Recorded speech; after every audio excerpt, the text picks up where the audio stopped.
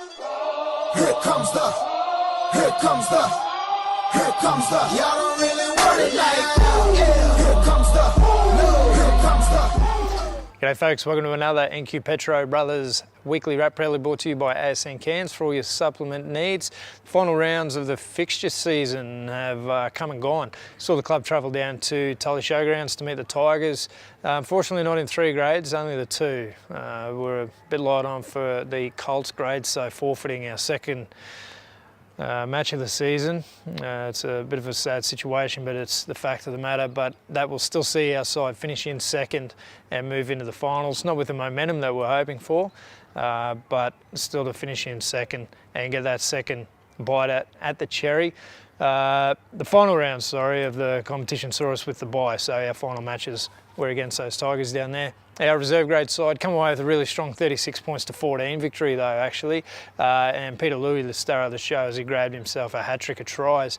So that unfortunately went right down to the final matches to see final standings within the 5, but with other results not really falling our way. That sees our side finish the season in 4th position, whilst in the A grade game, a number of different try scorers getting home in a 5 tries apiece encounter. It was the goal kicking of George House that was the difference. Georgie landing 5 from 5 on the evening.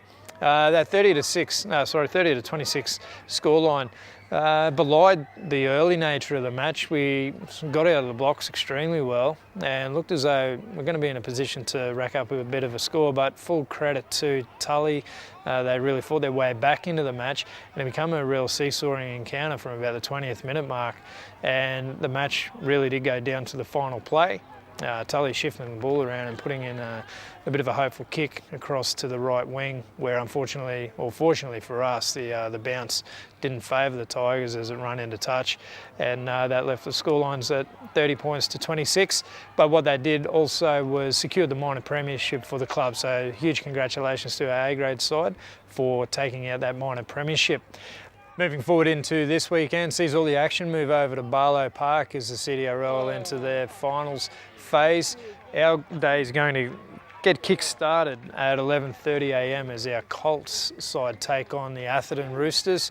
Not a must-win, but certainly a game that we want to come away with the spoils. If we're victorious in that match, it'll set up a grand final qualifier the following week against Innisfail. So best of luck, boys, that you send the Roosters back home crowing about how good we were.